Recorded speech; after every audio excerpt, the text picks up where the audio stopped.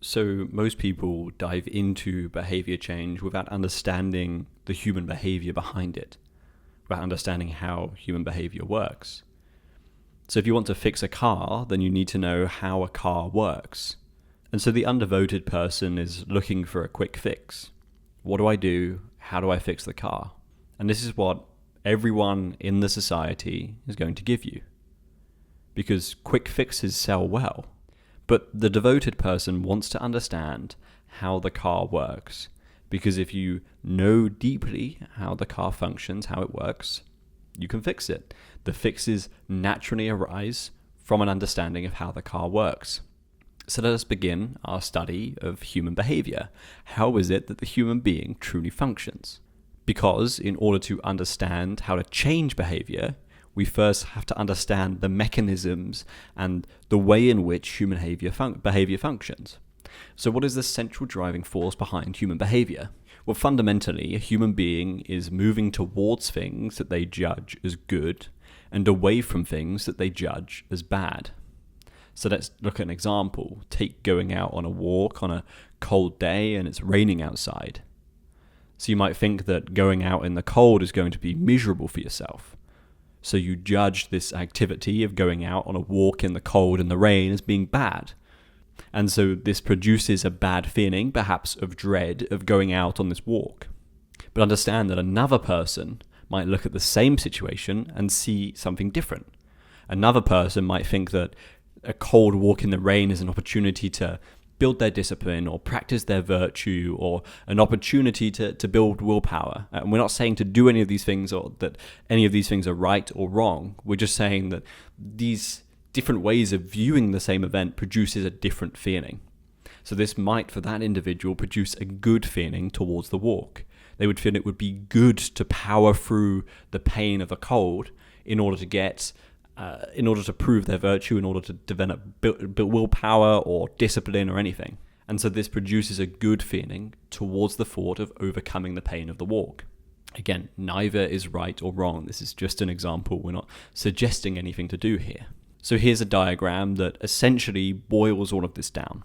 There is a cue, there is your mind, and then this results in a good or bad feeling towards the activity. So a cue comes into your mind, and this might be from the external environment, such as from your calendar or from another person, saying, oh, maybe you should go on a walk, or would you like to come on a walk with me? Or you look that you've scheduled in going for a walk. Or this cue might come internally from within. It might be something like, oh, I should go for a walk, or I intended to go on a walk today. So it can come from within your mind or from outside of your mind in the external environment. So that this cue then is processed by the mind. The mind then considers whether this thing is possible, whether it's worth expending the energy on, and anything else related to this activity. A human being doesn't want to expend energy on something it isn't going to get a return on or that's not possible. And so the mind constantly evaluates whether something is worth doing, whether it's worth expending the energy on this particular thing. So the mind considers everything it knows. It thinks about everything it knows about the cold, about the rain, about the wet, about walking, and about, your local area, and everything that you know about your ability to walk. All of that stuff is considered and evaluated. And so it's basically weighing up the pros and the cons of the walk. So pros might be exercise or sunlight and feeling like you're doing something healthy.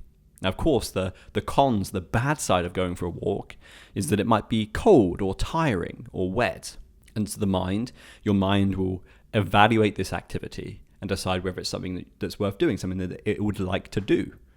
And it will let you know how it feels about this activity by producing a feeling towards that event.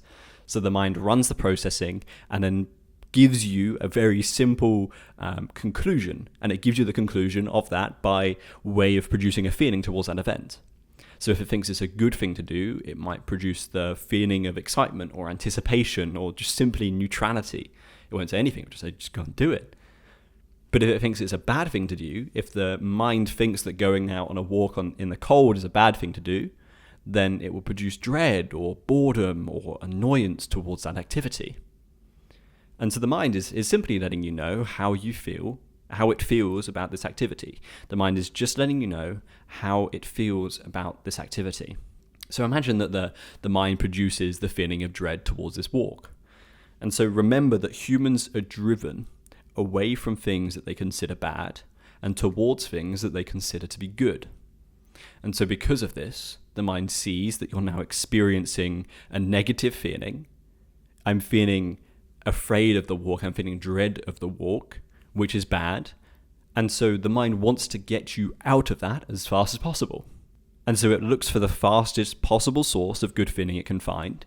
And this is usually something like YouTube or Netflix. These are very fast ways to get a good feeling. And you'll naturally go to them because you're feeling this negative dread towards the walk, or this feeling of boredom or whatever. And you want to get away from that as fast as possible.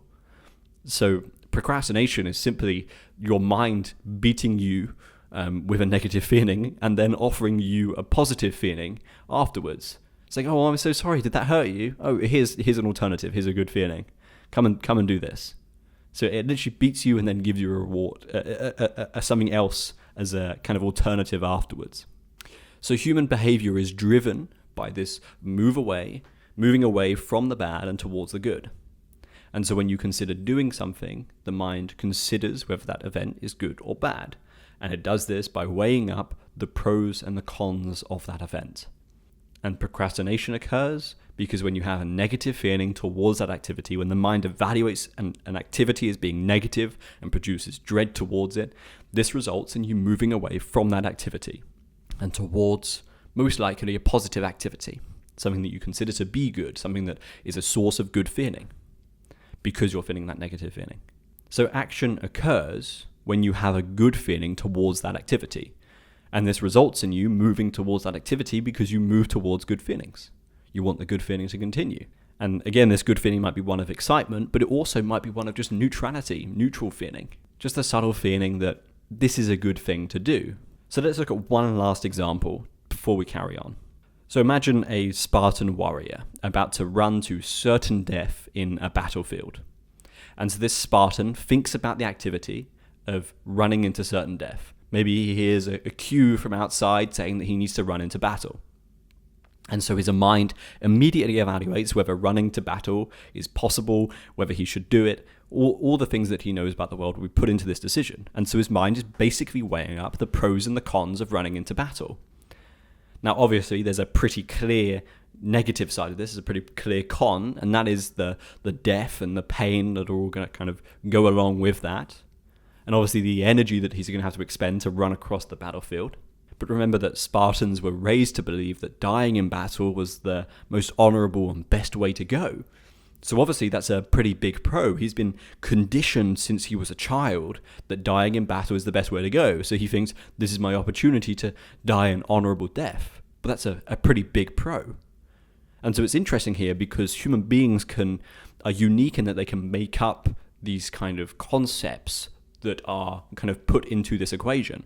We can come up with ideas and explanations of the world that factors into this unconscious decision by the mind as to whether something's worth doing or not. And so if this Spartan runs away from the battle, then people will probably consider him a coward and have to spend the rest of his life in shame. And so that's another big pro. He won't have to spend the rest of his life in shame. If a Spartan runs away from battle, people will think he's a coward, he'll be judged, all that nasty stuff. And so that creates the pro of not having to live that life of shame. If he dies honorably in battle, then he's seen as a good person and an honorable man, and he won't have to live that life of shame. And so the Spartan is going to feel that running into certain death is a good thing to do. Now, there might be a lot of fear around this, but he thinks it's the right thing to do. It's a good thing to do. And so although there is a strong presence of fear around this, there is a strong feeling of fear, there is a subtle feeling that this is the right thing to do. And so it's not necessarily that there is a feeling of, there is a good feeling in the sense that it is, he's excited to run to his death.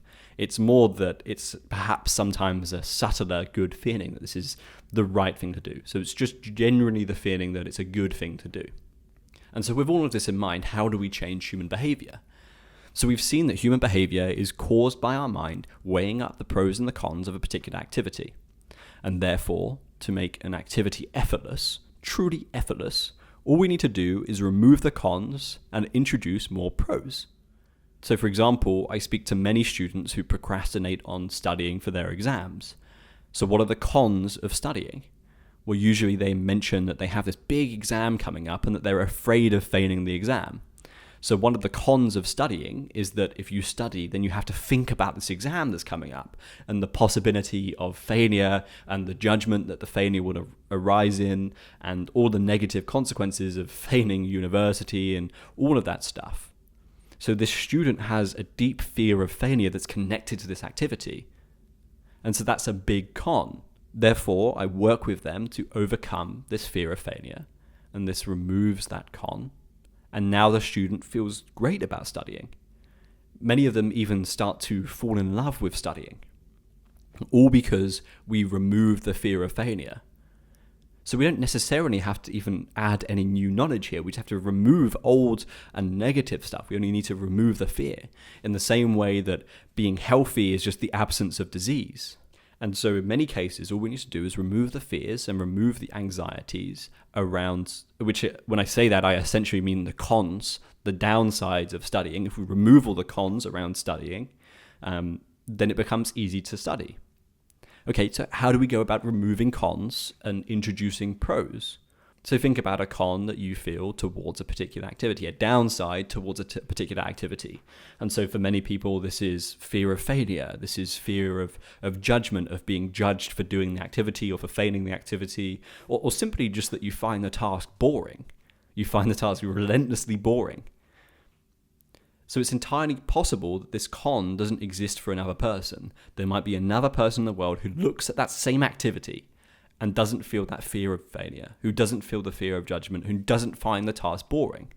And so it's not the task that is producing this stuff, it's your perception of the task. The problem is within you. Something within you is judging that task as being boring, as resulting in the fear of failure, the fear of judgment. And if we removed all of these things, it would be entirely effortless. You just naturally go to the task. Imagine if you didn't have the fear of failure. Imagine you didn't have fear of judgment. Imagine you didn't find the task boring. Imagine you found it easy. It would be effortless to go and do it, right? And so, as we've seen, a different person might not have those things. And so there is something within you that is creating these fears and anxieties. And it's centered around this idea that there is some particular way that you are seeing the world that within you is resulting in the fear of failure or whatever it is. There is some particular understanding of the world within you that is resulting in the fear of failure. And so it's entirely possible that another person with a different understanding of the world, a different way of seeing and relating to the world, doesn't produce that same con. And so it's all to do with your conditioning. You have been raised in society in a particular way, and you have been given this kind of set of understandings of the world, and these understandings are resulting in fears and anxieties, such as the fear of failure and the fear of judgment, or simply that the task is boring. It is your understanding of the world, your way of viewing the world, that is resulting in these cons. In the same way that the Spartan was raised and conditioned to believe that dying in battle was a major pro, in the same way you have been raised and given an understanding of the world that results in the con. So therefore, we need to identify the understanding that is producing this con, investigate it, see if it's true, and see if there's a better way of understanding and seeing the world.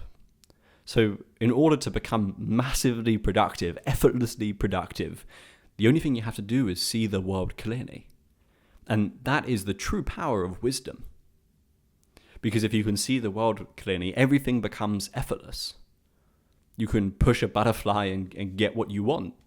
If you could truly see the world clearly, if you had complete knowledge of the world, you would know, okay, I've just got to push a butterfly in this direction. It would cause all of these effects, and then, I could get exactly what I wanted. That's the power of wisdom. And so, in fact, you might have noticed that we can use these things that we want to do less of as well. So it's not necessarily just for doing more of the productive things. In the same way, we can remove the unproductive things. So let's look at another example, something like smoking. So the mind weighs up the pros and the cons of smoking. And so if we remove the pros and add some cons, then we can stop negative behaviors. If we decrease the good things about smoking and increase the bad things about smoking, the perceived bad things, then we can stop negative behaviors naturally, effortlessly. And so imagine someone who finds out that they have lung cancer from their smoking, and if they don't quit smoking and seek treatment, then they'll be dead in a few years. And so this is a major con for smoking. And this person is very likely to quit. And so this is not an intellectual understanding of the downsides of smoking. This is a deep, heartfelt understanding that smoking is resulting in these hugely negative impacts in my life. Many people know intellectually, at the intellectual level, the downsides of smoking, but it hasn't hit the kind of chambers of their heart. It hasn't sunk in deep into the bone marrow. And so if we remove the pros at a deep level and we introduce cons, or we see the cons clearly, then we stop negative behaviors. And so I hope it's clear why all of the hacks and the techniques that you see and are given in society never work in a permanent way. They might work temporarily, but eventually the hack and the technique and the tip stops working. The only way to permanently overcome procrastination, I am thinking in terms of decades here. I want to give you ideas and concepts that are going to last for decades, because that's how the highest levels of success are attained, rather than things that are only going to work for the next 2 months or a year or so. This is a much higher level view of reality and viewing the world. And so the only way to permanently overcome procrastination is to change your understanding and your particular way of seeing the world at a fundamental, deep level. And when you change this understanding, this way of seeing the world, this results in different emotional outcomes towards the task.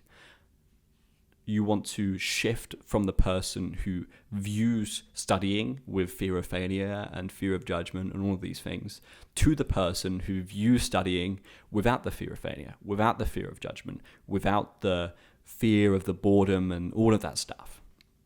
And this is the only way towards permanence and effortlessness. And so all that you need to do is see the world clearly, have a genuine desire to see the world clearly, to investigate these things. But there is one crucial thing that's going to prevent you from seeing the world clearly, and it's a dangerous trap that everyone in society falls for, because again, we've been conditioned to view the world in this way, and everyone in the society is conditioned in this way, and it's one of the most dangerous traps that prevents you from seeing the world clearly and seeing your interiority clearly as well, seeing what's truly going on inside of you. And so we'll talk about this dangerous trap next time.